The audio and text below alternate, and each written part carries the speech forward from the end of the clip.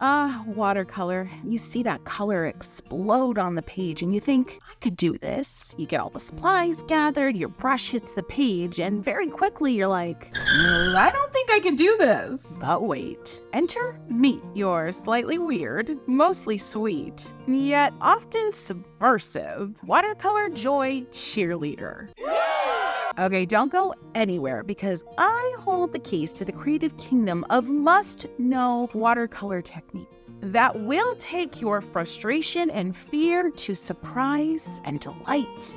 Speaking of surprise and delight, I want to tell you about today's sponsor. I have a special place in my heart for Craftsy, as they gather together crafters, artists, and enthusiasts who simply want to get better and do more creatively, including me. Now, more on Craftsy later, and stick around for sure because I have a huge deal for you from them. Wet on wet is what we hear about all the time. It's what you probably are looking forward to most, and that clanking is me grabbing some water. This is wet on wet. It's that usually somewhat explosive thing that happens when you apply wet watercolor to a wet page. But there's something that I need to tell you, and it might be a little disappointing. Wet on wet is not what you should learn first. What I want you to understand first, friends, is wet on dry paper. Because that's where you're going to get your control. That's where you're going to get your vibrancy. That is where you're going to get the real power of watercolor. The one question I'm asked all the time is, do you start your paintings wet on dry or wet on wet?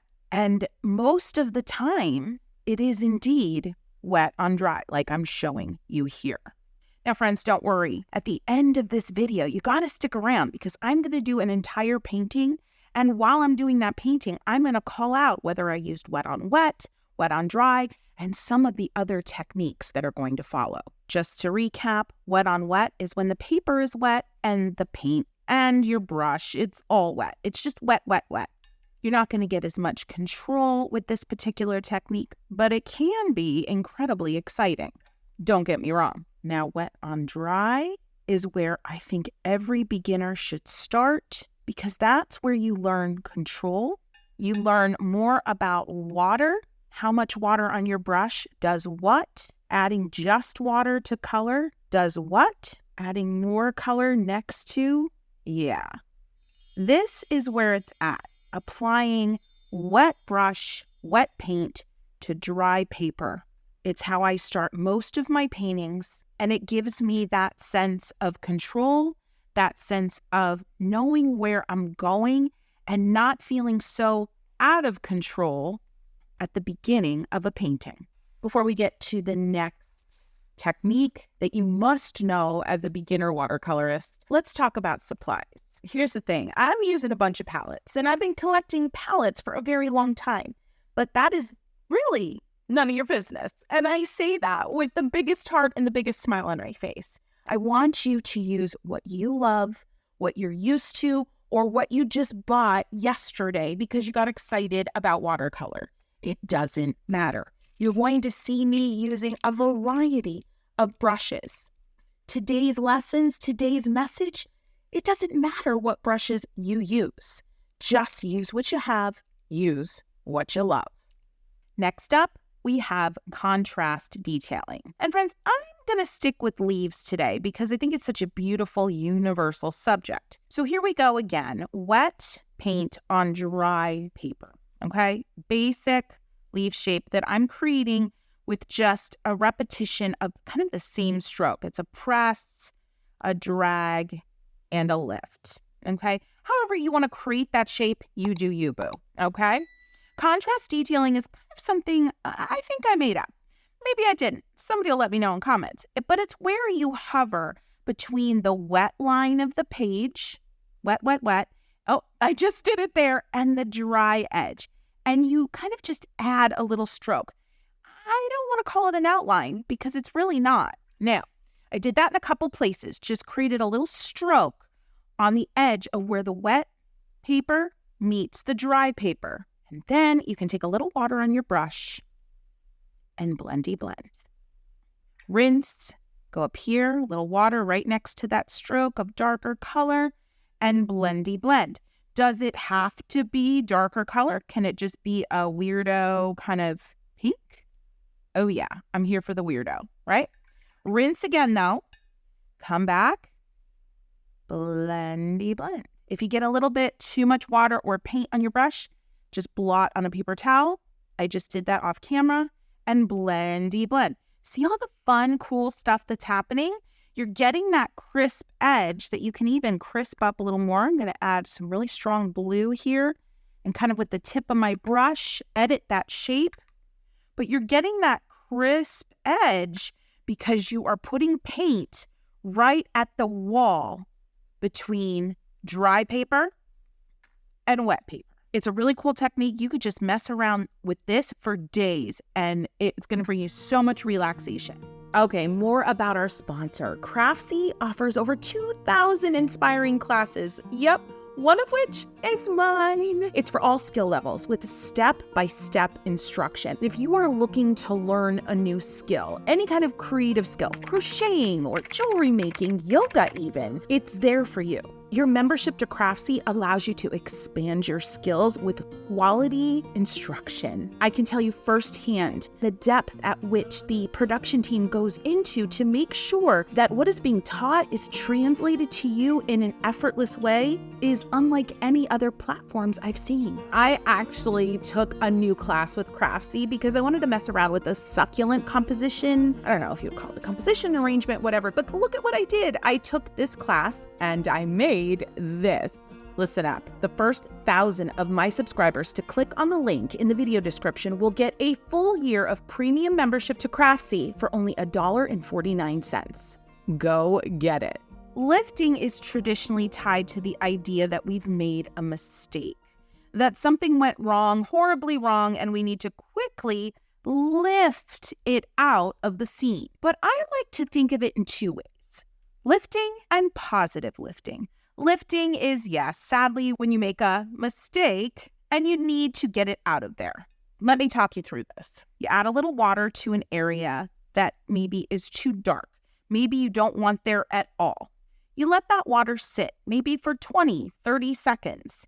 You clean off your brush. I'm doing that off camera.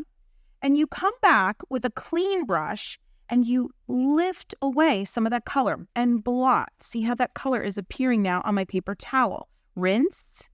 You can even go at it with a completely dry brush and you'll probably get a little bit more. Lift, blot, lift, blot. Now let's see how much we can actually lift out of here.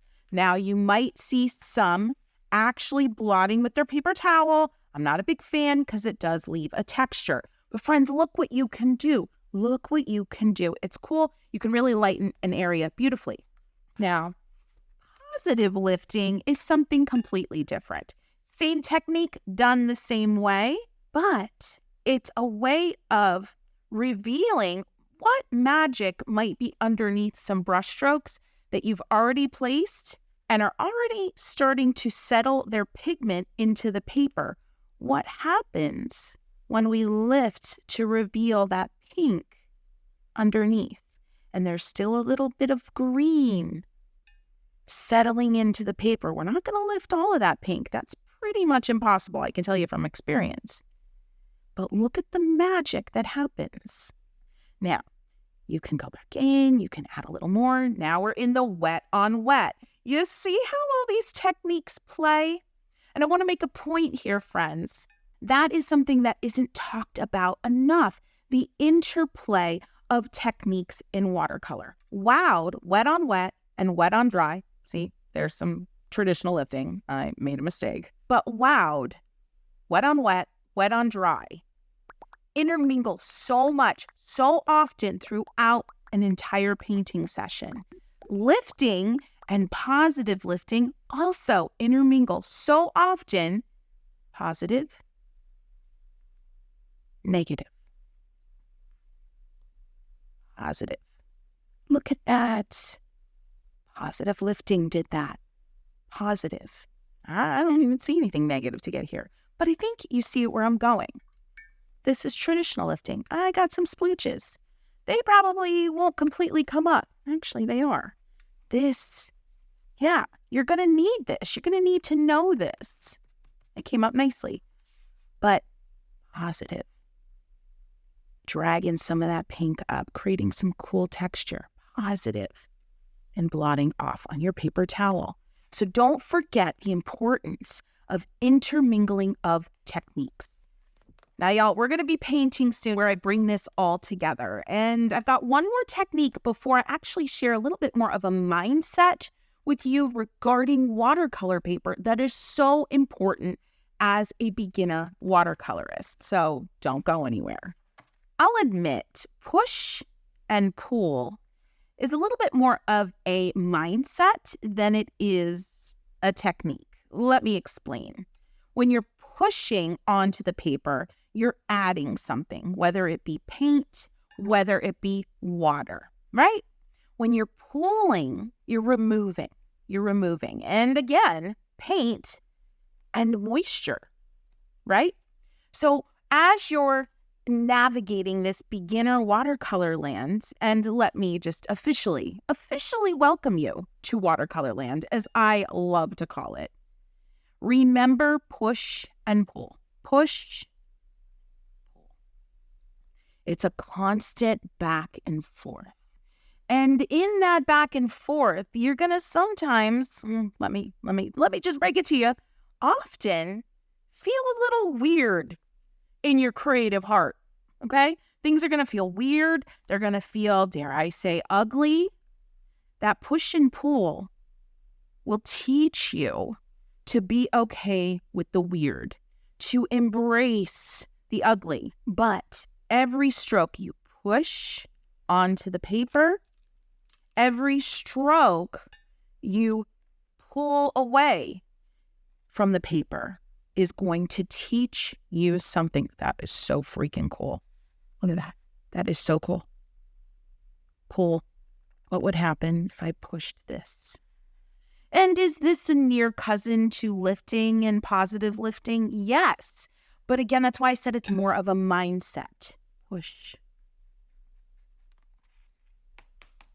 Pull. Watercolor is all about the push and the pull. Do you feel it? It's weird. It's awkward. It makes you feel unbalanced a little bit sometimes because, let's face it, this is new. And even if you've been watercoloring for a year, you're still running into moments that make you feel like, right? Yeah, but it's so good. And I'm so glad you're here. Okay, now, but don't go anywhere. Let's talk about paper.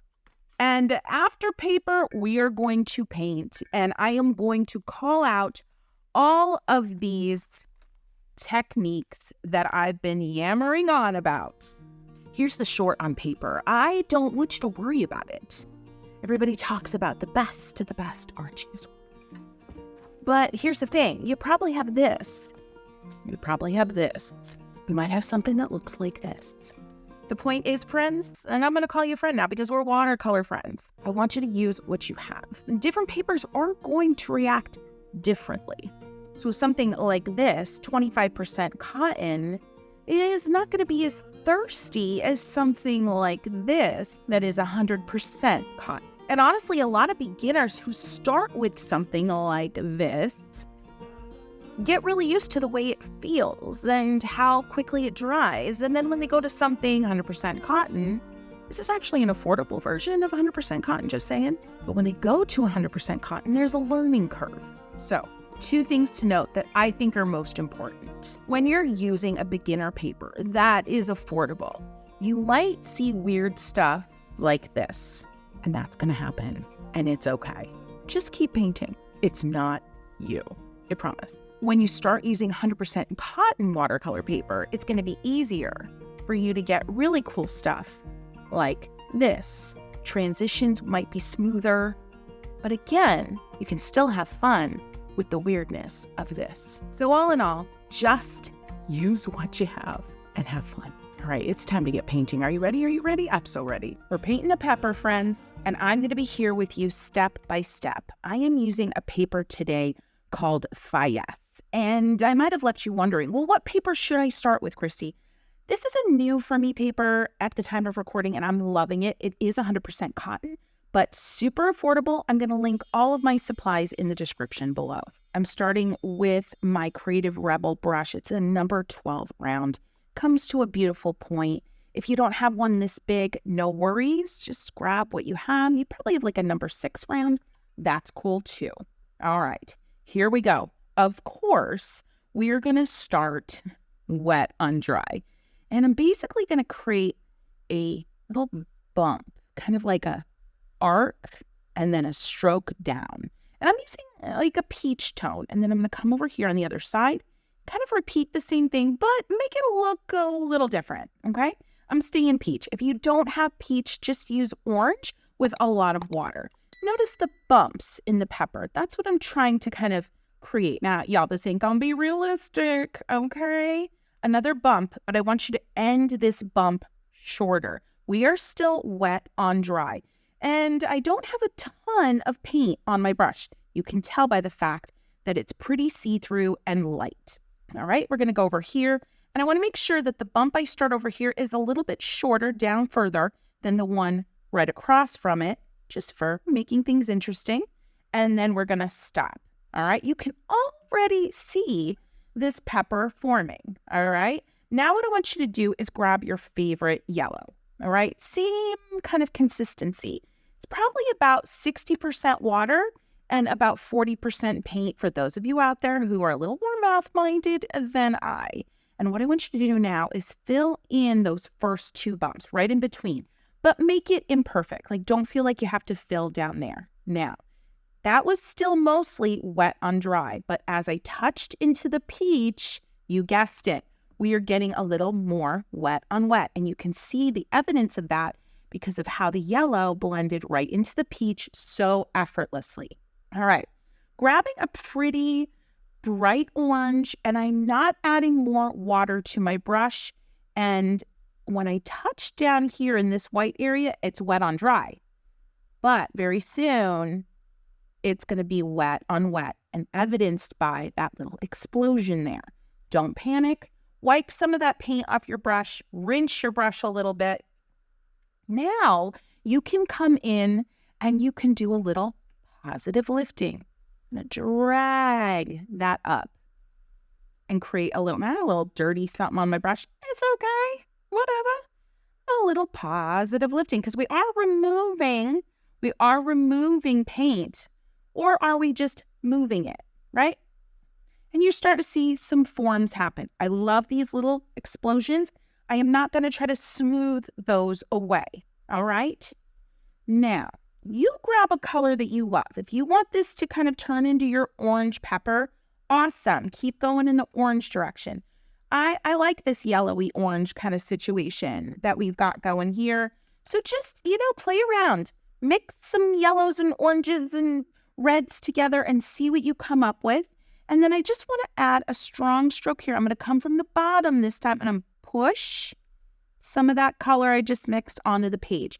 Now we are definitely in the wet on wet area. I would actually, if I was being picky, call this wet on damp. Now that's going a little bit deeper into watercolor techniques. And I have a video all about that. I'm going to link it below if you want to check it out. But after you finish this one, gotta finish this one first. All right, at this point, yeah, it's got pepper-like form, but I am just feeling like I need to see that green top. And I always say paint in a way that makes you want to keep painting. Use your favorite green, get a little paint on there. I'm not even going to tell you how much paint to get on there because it really doesn't matter at this point. The only thing that matters is it is wet on dry. And I did a little upstroke, light pressure, curving out to the left, and then almost like a little comma, little upstroke at the top, right? Blot your brush a little bit. Grab another color if you want, something yellow, something blue. I'm going yellow. And I'm going to go right next door with a downstroke. And then I'm going to come over here and kind of just tap, tap, tap, fill in. I didn't do anything with rinsing or adding more color. Mindfully letting some of that kind of dirty color bleed into my pepper flesh. That's right, I said pepper flesh. And I'm going to do a little dabbing over here. Just dab, dab, dab. little, maybe another one over here. Just trying to get in those little, see that kind of ruffle on the top? You hear it? That little ruffle. I'm just trying to give a little sense of that pepper ruffle. All right, love it. The other thing I want to do here now, and it's still going to very much be wet on dry, because I'm going to mindfully try to stay away from this area because it could still be damp. We are going to add a pretty intense, so not a lot of water in your brush at this point, just a little like wonky triangle right in there, just to get a sense of this back end of the pepper on the left here. And that was definitely wet on dry because it didn't move. I put it on the paper and it didn't move. I'm going to lift out a little bit of it because it was really thick. Lift, lift, lift very gently to maintain the shape I originally laid down, lifting out some of that color. See how that lightened ever so slightly? All right, I want to do a little bit of contrast detailing because I just love it so much. All right, I'm going to grab a blue, mixing it into my green here. It's pretty intense. So I would say about 80% paint, 20% water. I know that this is still wet, and how can I tell? There's a little bit of sheen. When I kind of turn my head to the side, I can see the light catching it. It's still damp. And I'm going to go right in between the dry page and that wet edge, and I'm just going to add a little. I'm not going to go the whole way. Now, because of how wet things are, it is doing its own blending. But I'm going to take a little bit of a damp brush here and just at the bottom, pull it down. You see the push, the pull, the lifting, the contrast? You see how it's just like a beautiful watercolor salad. And it all just tastes good. Oh my gosh. I told you I was a goof. Now, one thing you can do if you're unsure of the dampness is straight up and down. Just a little touch, straight up and down. No, you don't want to do that. Straight up and down. This is still damp. I left a fingerprint. Oh well, no biggie. Little bit of contrast detailing. This isn't as damp as this was, so I'm not going to get as much of that automatic blending. So I'm going to go next door. I'm using a really tiny brush. No need to use such a tiny brush, but I'm just being special and extra. You can go next door and just add a little water to kind of force that blend on that edge there. All right. Where else do I want to do a little? I think I want to add kind of this rib or this ab of the pepper. And as you can see, friends, I've gone way off course from the actual like realistic pepper of it all. Okay. And that is okay. It don't matter because it still looks like a pepper. All right. I'm going to just downstroke, medium pressure, and lift. So it was a press, a drag, and a lift, and pretty even pressure. And I don't really like that, to be honest. It's kind of muddy and weird, and so I'm going to do a little lifting. And yes, this is traditional. I feel like I made a mistake lifting. Added a little water. Lift up. Okay. All right. Still got some, like, blue on my brush. I don't know where it's coming from. Don't matter. Lift. Okay. I like that. I'm going to add a little bit. We are wet on wet here. Actually, no, that's wet on dry. And you know how I can tell? Look at that nice crisp edge, and it's not budging. It's not going anywhere. So nice. Just a little more form there. I hope you're following along with me. If you are and you have questions, make sure you get into comments and ask those questions. That is fun. All right. I'm going to go over here to define this center area of the pepper. I'm going to use a little orange, a little red. You do you, boo. A little orange, a little red on a slightly damp brush. A little contrast detailing right here. It's wet over here and it's dry over here. Little bit pressing, wiggling maybe. Okay. Now, I'm going to use a bigger brush so I can do this kind of in one stroke. Wet your brush, make sure it's clean. Go right next door, even if you have to do it a few times, and you're going to slowly blend out that red that you added. This is a little strong. Woo, look how strong that is. I want to get some of that out of there. Clean brush, lift, blot. Lift, blot. During lifting, things can look really, really bad. And I don't want you to panic about it. And when you're lifting, it may push moisture into other areas, and you may have to fix it and go elsewhere and do some lifting. Don't panic. It's okay. All right. Just a little bit of zhuzhing. I'm going to let this dry. Actually, wait. We're going to do one more thing here before we let this dry. Come back and put the finishing touches on everything. Wet on dry here, friends. Right at the bottom, I want to define this little foot here of the pepper, okay? A little bit of water and blend out. Contrast detailing technique. Again, blend out and up. Push, push, push, push, push that water up. It's going to drag a little bit of that color up. I'm actually feeling like I want a little more shadow here, so a little more red right here. Still contrast detailing, friends.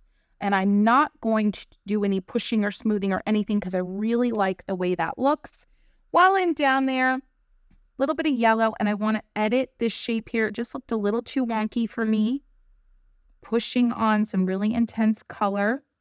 And I'm just editing the shape by just slowly and carefully giving my brain time to think about how I want to edit that shape. Really cute. Oh, look at the bottom of the pepper. Yeah, it's definitely very uneven. Like it almost to the point that it would fall over if you didn't carefully place it on the table. So I'm okay with the wonky unevenness of that. I'm going to take that same yellow I didn't add. I didn't bring any more water. And I'm just going to put a little bit of yellow here. Rinse. Just water. Look at that. Wow, there's a lot of paint on the brush. And I'm going to kind of stroke that up. All right, let's let this dry. Put the finishing touches on. Everything's dry, so just a few finishing touches. I'm going to go in. I'm still going to use this number 12 brush because most likely you may not have a brush as small as mine. And I don't want to stress you out. Okay, so everything's dry. So I know that I'm going to get nice kind of sharp contrast if I don't re-wet first, which you could do with just clean water and then apply your color. But I want that. I want a little bit, few dabs here, really light touch, just the tip of my brush, a little bit down there, a little bit down here to define that area, maybe even a little here in this weird spot to define that little bump. Oh, I kind of like that. I don't even know if I want to blend that out. I could do the contrast detailing there. Yeah, okay. Yeah, no, I like that. I like that. Friends, it's important to be kind to yourself during this process. I'm going to lift this a little, almost just lift some of that color out there because I got a little bit of that dirty brush action going there. A little sweep of the finger can bring that back in. And define this area a little bit. This is wet on wet now again. See how all this push and pull. I was removing color here, but then I went right over here and pushed some color on. That's a great example of that constant push and pull that happens with watercolor. Something I love to do. This is just a personal thing, not a technique. I love me a little neon to zing-a-zing things up. Little zing-a-zing. I feel like I need a little zing-a-zing. This is wet on dry. My brush is actually pretty dry. My paper here was still dry. I'm going to do a little zing-a-zing over here and tell me in comments what song that is from. And a little lifting, but this is positive lifting because I'm lifting and almost pulling some of that orange from the bottom up, up, up, up, up. Is this a masterpiece? No. Is this the reality of what you could create? Yes. I mean, heck, what the heck is a masterpiece? I mean, please, let's not even use that in our vocabularies. It's just stressful. I'm going to do a little pinky pink over here. But this, if anything, that you've heard during this entire time we've had together, I want you to understand that play is more important. Just putting brush to paper, whatever paper it is, whatever brush it is, whatever paint it is, and just play with these techniques. Repeat the words I've said to you. Push, pull, contrast detailing. Just have fun. Repeat those words in your head. And all the while, be kind to yourself doing it.